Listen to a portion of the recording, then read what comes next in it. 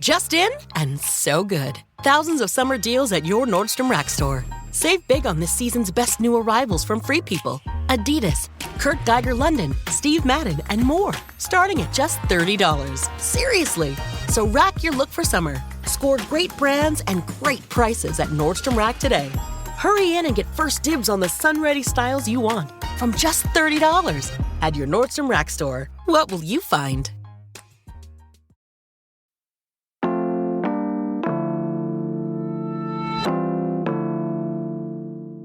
Today on CityCast Pittsburgh, some like it gooey, bougie, with just the right pull.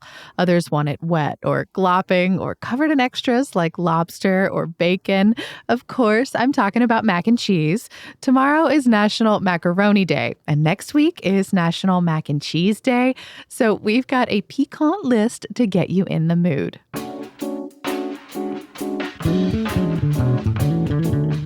It's Thursday, July 6th. I'm Megan Harris, and here's what Pittsburgh's talking about.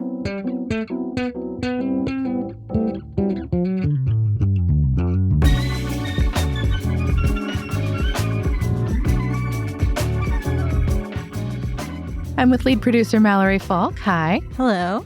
And back for a one-night-only all-star roving producer, Elizabeth Kama is back with us. Hey. Hi. So glad to be back. So we're doing this episode in honor of our lovely Francesca DeBecco. She's off this week, but she messaged the team last week looking for recommendations for macaroni and cheese. Not for any reason. She just really wanted to eat it, and I love that about her.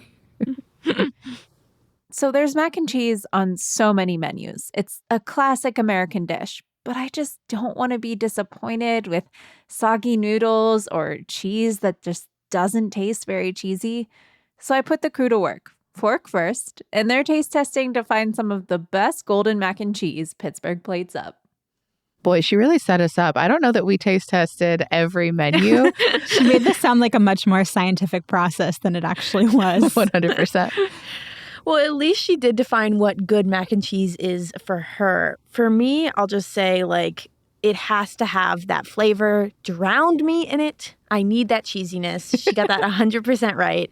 I do not want it to be Panera soup either. I want it to actually, be gooey. So as long as you can taste it, taste the actual mac and cheesiness, I'm kind of all for it. Yeah, we came up with a pretty ridiculous rubric. So cheeses, we wanted to discuss by quantity, quality, and consistency. Very important.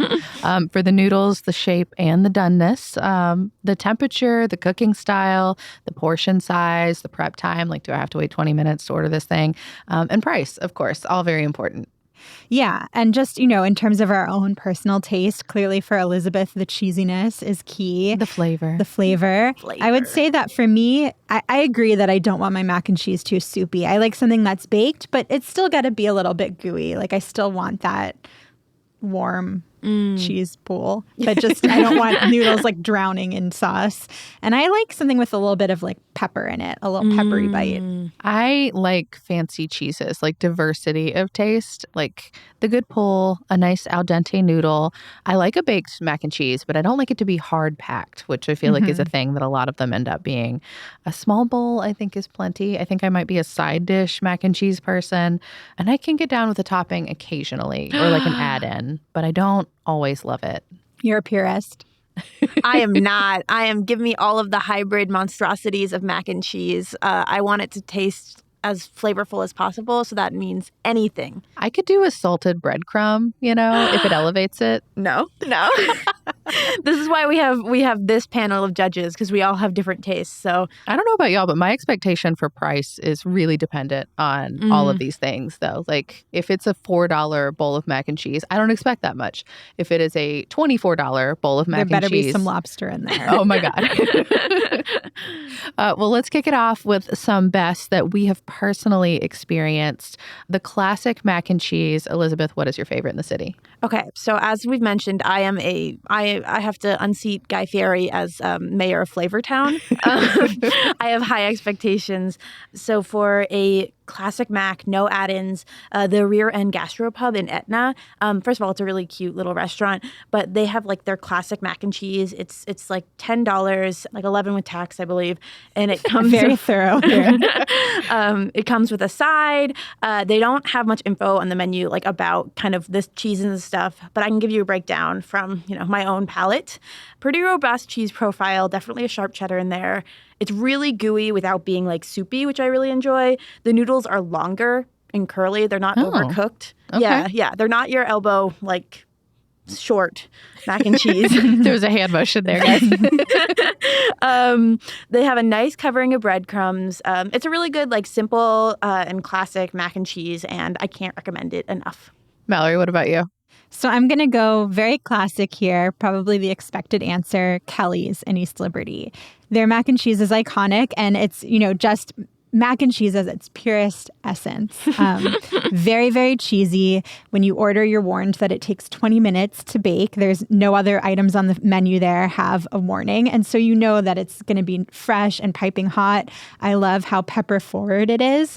And I will say that to prepare for this episode, some family and I did a mac and cheese taste test over the holiday weekend and stopped by a bunch of spots. And Kelly's was the only place we went into where when we got I'm ashamed to admit we did all takeout instead of mac and cheese hopping through the city. But it was the only place where when we brought the takeout bag into the car instantly filled with the smell of cheese. Oh. So I think for whatever metric that is, you knew exactly what you were getting. And another economical option, too. Their mini mac is $6 and a full-size entree mac and cheese at Kelly's is $8. Like, you really can't beat that. Yeah. I have to say, having seen pictures of Kelly's, I can't go in that direction. Baked mac and cheese, when it's like has that sort of like burnt, like dark top, really it squicks me out. Like I can't deal with that flavor. I want my mac and cheese to be mac and cheese, like cheese and mac. I don't want any burnt. I think burnt is a harsh interpretation. Also, lightly browned. Yeah.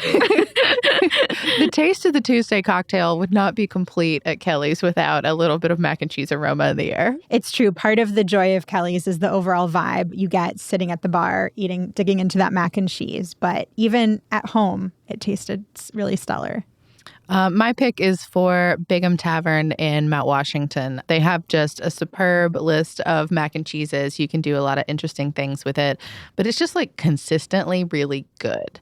It's gooey, it's cheesy, it tastes like different things. It has a lot of flavor. I don't know. I just really love it. And I think that's another one that's like rooted in memory for me. Like I'd go play a kickball game and then finish up with like wings or a mac and cheese or a big Pittsburgh salad. Like it just kind of all tastes like home.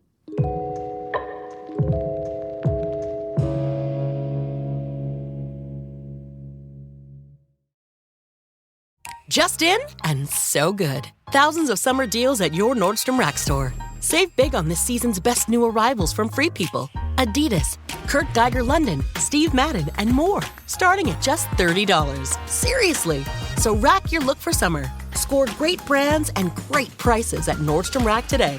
Hurry in and get first dibs on the sun-ready styles you want from just $30 at your Nordstrom Rack store. What will you find? So let's move on to our specialty topping list. So this could be a topping, something that's added into the mix. It could even be vegan, for example. Elizabeth, let's kick it off with you again. Yes, as our flavor czar. Self-anointed. You make it sound like Megan and I just like the blander, the better, which is not the case. Yeah, well, someone had to claim that title, and it's going to be me.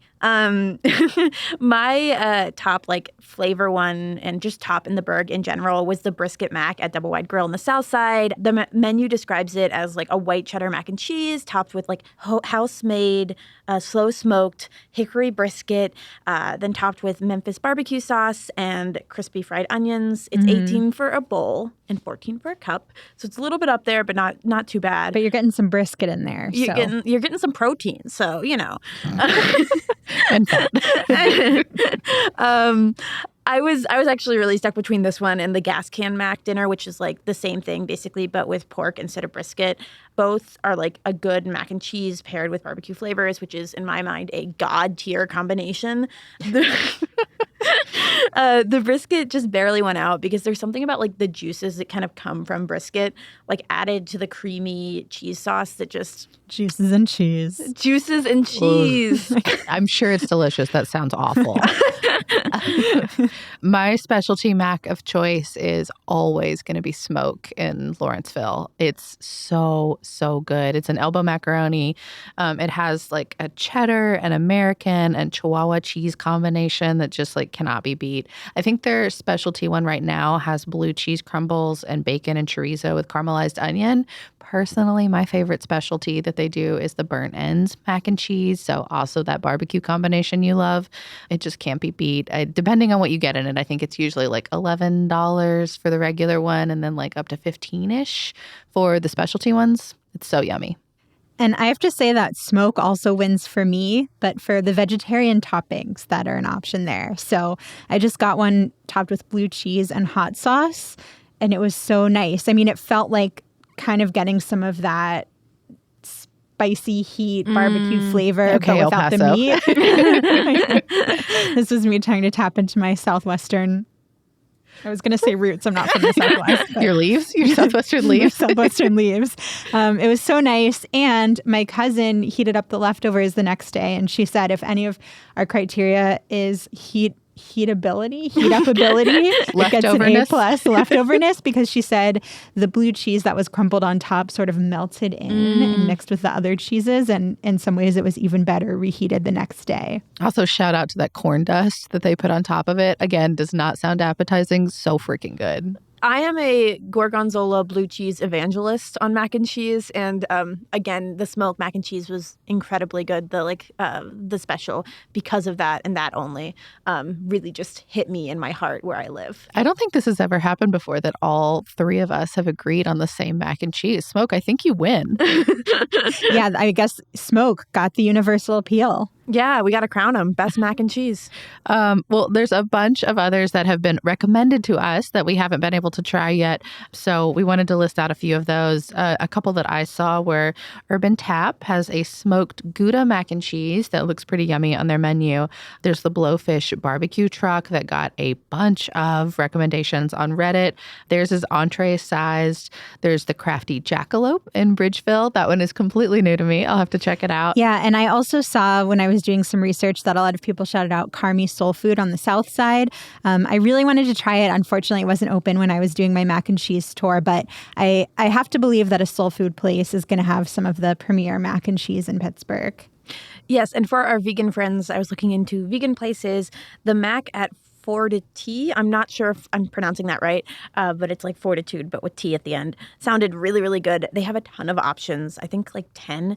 I'm just going to read some of them off for you because they're really fun. Creamy cashew mac, like a classic, but then they have gyro mac, pizza with everything mac. Brisket gyro, gyro? Hero? Listen. You know what? I missaid it, and that's fine. As you were. A sloppy Joe mac, a cashew goat cheese mac, just every single type of vegan mac known to man they have. And it sounds really good. So it's definitely on my list to try. And if you're vegan and you want to, keep the mac and cheese good times going, go to this place. It sounds great. Yeah. Dive Bar and Grill. There's a bunch of locations. They were on almost every listicle I clicked on and had a ton of upvotes on Yelp for their mac and cheese. So good for them. Yeah. I mean, and here's the thing, I'm more of a mac and cheese at home girl than a mac and cheese in person, just because I need that flavor. I can't trust any restaurant to do it right. I must do it myself. I feel like that's very true to your personality. Yes. I will say that saying that is going to embarrass me given what my recipe is. I don't have a recipe, like a really good mac and cheese recipe for at home. So I hope to learn something. Okay, so mine comes from the Bon Appetit YouTube channel. They had a pantry staples, how to elevate them kind of video, and it changed my life. And it changed my family's life as well. Get to it. What is the recipe? It's adding basically like pesto to your white cheddar mac and cheese, like the Annie's one. And it just... Oh, out of the box. Yeah, out of the box. It's like whatever you have in your pantry, and it's like you're not going to all that effort. The cheesiness of like the Parmesan and the pesto like brings out the cheesiness in the box mac and cheese. It's just really kind of upping the flavor. Do you add breadcrumb? No. Do you add meat? No. Okay. I Now who's the purist? I think you're confusing purity with laziness. And I want to eat this out of, the pot. I'm not. You just can't wait. No, this is for when I'm tired and hungry. So bottom line, throw some pesto in there. Pesto. Mallory, do you have one that you stand by? So going back to my Southwestern leaves, I love making a green chili mac and cheese. My partner is from New Mexico, and so when his parents visit, they bring us some frozen green chili specifically so we can throw it in some mac and cheese. Oh, wow. Like real ones. I've never had a green chili that wasn't out of a can. No, that will not do. Your whole face just flinched. That really was sacrilege, but we do what we can in the city of Pittsburgh. So yeah, he generally makes it just from the like Velveeta recipe, though he told me he would prefer I didn't share that on the pod, but here we are. Sorry, Adam. Velveeta is a little too soupy for me, so we are going to try out some other recipes and see how well the green chili mixes in. But with the soupiness, it does create this nice like spicy sauciness. And do you add anything to yours? Additional cheese or pepper or anything like that? No, because it's really a chance for the green chili to be the star of the dish. Okay. Well, dear listener, if we missed anyone that you just love or think that we should give it a try, give them a shout out, please let us know. You can email us pittsburgh@citycast.fm, or you can call or text us at 412-212-8893.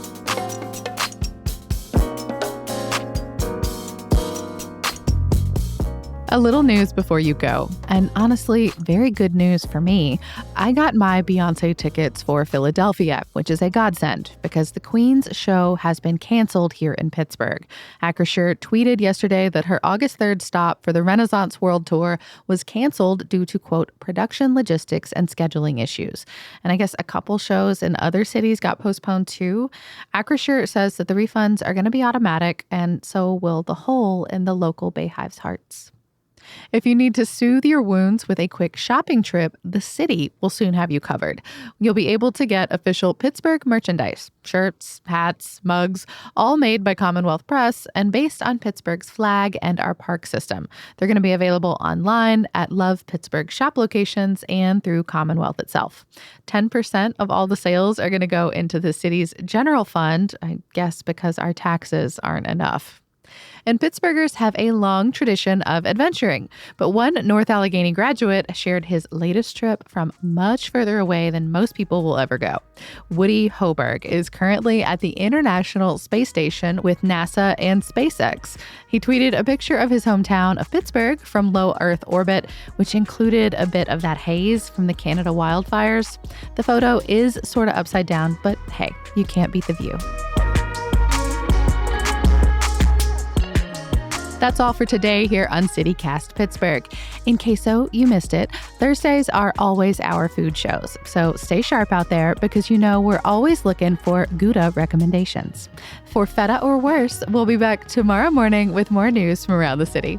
Bye, y'all.